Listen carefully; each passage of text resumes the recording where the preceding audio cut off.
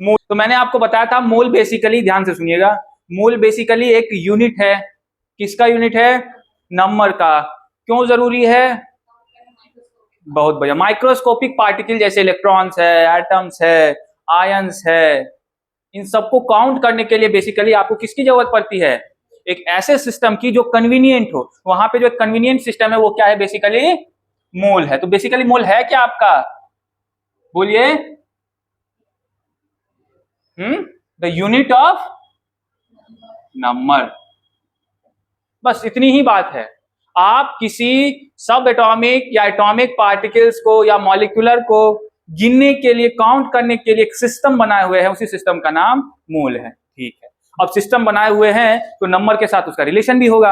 आपको ये बताना पड़ेगा कि एक मोल कितना क्वांटिफाई करता है। ये बातें तो मैंने की थी, तो आपको ये पता होनी चाहिए कि 1 मोल कितना होता है। तो 1 मोल इक्वल टू कितना होता है बाबू? 6.023 10 to the power 23 number of anything. मैंने क्या लिखा था? Number of anything. एनीथिंग मतलब कुछ भी हो सकता है। ठीक है, जैसे एटम, मॉलिक्यूल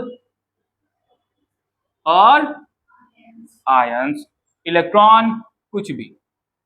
अब वहां जो मैंने एनीथिंग बताया था, मतलब आप उसको एनीथिंग कह सकते हैं, बट इस वर्ल्ड के लिए, ये जो आपका मैक्रोस्कोपिक वर्ल्ड है, उसके लिए ये कन्वीनियंट है क्या? ये बहुत बड़ा नंबर है।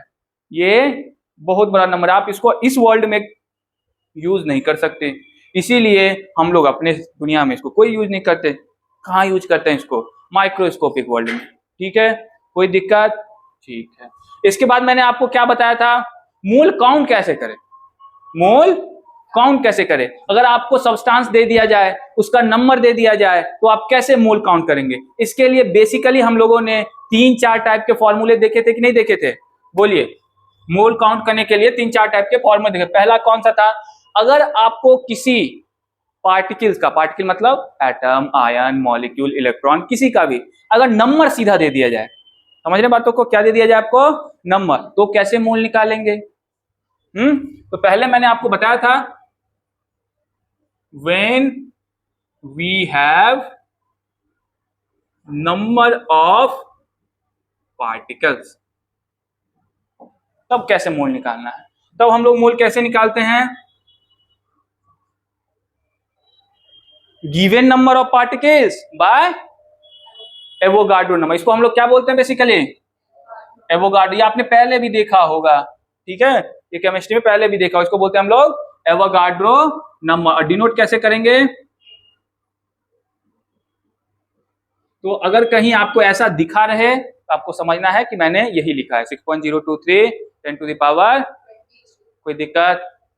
ठीक। तो मोल हम लोग कैसे निकालेंगे?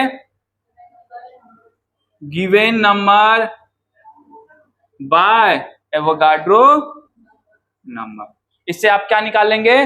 मोल निकालेंगे। जैसे एग्जांपल एक हम लोग देख लेते हैं। मान लीजिए H2 के आपको मॉलिक्यूल्स दिए हुए हैं 6.023 10 to the power 26। कितने मॉलिक्यूल दिए हुए हैं? आपसे पूछा है कितना मोल H2 है। आपसे क्या पूछा जा रहा है? कितना मोल H2 है। तो आप क्या करते थे? सीधा मोल इक्वल टू, ये क्या हो गया? गिवन नंबर हुआ कि नहीं हुआ? ये हो गया आपका गिवन नंबर। और ये क्या हो गया? Avogadro's number.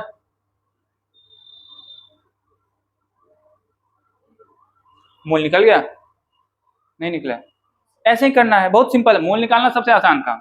ठीक है, फिर मैंने आपको बताया था अगला कि अगर आपको किसी ने क्या दे दिया? नंबर ऑफ पार्टिकल्स ना दे करके क्या दे दे? मास दे दे। क्या दे दे? मास दे दे। तो मास दे दे तो आप क्या करेंगे फिर?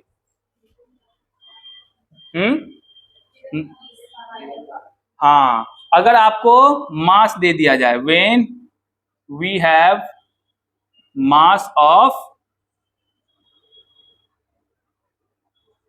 स्पीसीज।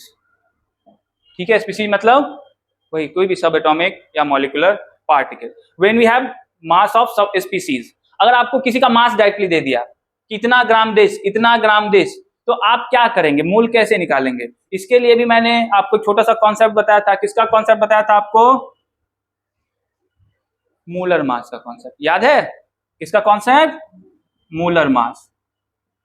और मैंने आपको ये बात बताई थी कि जब कभी भी आप लोग मोलर मास का नाम सुनेंगे तो वहां देखिएगा उसका यूनिट के पीछे क्या लगाया रहता है, ग्राम लगाया रहता है कि नहीं रहता है। तो मैंने आपको बताया था what is the meaning of gram. नहीं, अगर किसी स्पीसीज के मास के पीछे से ग्राम लिखा रहता है तो मैंने आपको बताया था कि उसका मीनिंग क्या है। कोई दिक्कत? तो मैंने आपको ये बताया था कि अगर कहीं ग्राम लिखा है उसका मतलब वो एक मॉलिक्यूल को डिपिक्ट नहीं कर रहा है, वो कितने मॉलिक्यूल को दर्शा रहा है, एक मूल मॉलिक्यूल को। जैसे एग्जांपल के लिए H2O का मोलर मास कितना होता है, कितना होता है ये 18 ग्राम। तो ये एक मॉलिक्यूल को नहीं बता रहा, ये कितने मॉलिक्यूल को बता रहा, एक मूल मॉलिक्यूल को बता रहा है। कितने को बता रहा है, समझ रहे बातों को? ये कितना मॉलिक्यूल हो गया, 1 मोल मॉलिक्यूल ऑफ H2O, उसका मास है 18 ग्राम। ठीक है, अब अगर आपको उसका मास दे दिया, मैं बोल देता हूं 100 ग्राम H2O है और आपको निकालना है क्या, मोल, कितना मोल H2O है। तो क्या करेंगे, अब वो जो मास आपको दिया हुआ है और एक मोल मॉलिक्यूल जो मास कंटेन करता है उससे डिवाइड कर देंगे तो मोल नहीं आ जाएगा। समझिए बातों को? मान लीजिए मैं आपको बोलता हूं कि 100 ग्राम H2O है, तो 100 ग्राम हो गया गिवन मास, और एक मोल मॉलिक्यूल जितना मास कंटेन करेगा उससे डिवाइड कर देंगे तो नंबर ऑफ मोल नहीं आ जाएगा? आ जाएगा ना। सिंपल सा फॉर्मूला है। इस केस में जब आप फॉर्मूला यूज करेंगे मोल निकालने का तो क्या करते हैं हम लोग, given mass by molar mass, उस स्पीसीज का मोलर मास कैलकुलेट करेंगे और यहां चिपका देंगे। कोई दिक्कत? जैसे छोटा सा एग्जांपल मैंने अभी अभी आपको दिया, find number of mole of 100 gram H2O।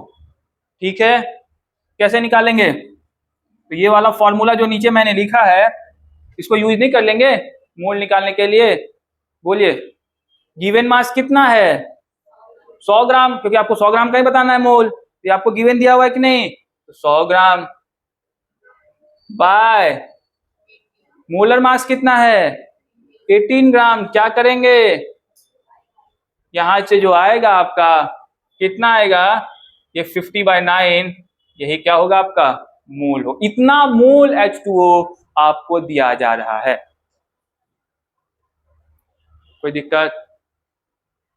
समझ रहे बातों को? चलिए, ये बातें हो गई थी। तो एक और मैंने बताई थी आपको कि अगर आपका कोई भी स्पीसीज चाहे रिएक्टेंट हो प्रोडक्ट हो, वो किस फेज में रहे, गैसियस फेज में रहे, तो वहां पे एवोगाड्रो लॉ का क्या करेंगे हम लोग, यूज करेंगे। किसका यूज करेंगे, एवोगाड्रो। किसको किसको याद है एवोगाड्रो लॉ? ठीक है, मैंने एवोगाड्रो लॉ में क्या बताया था बेसिकली,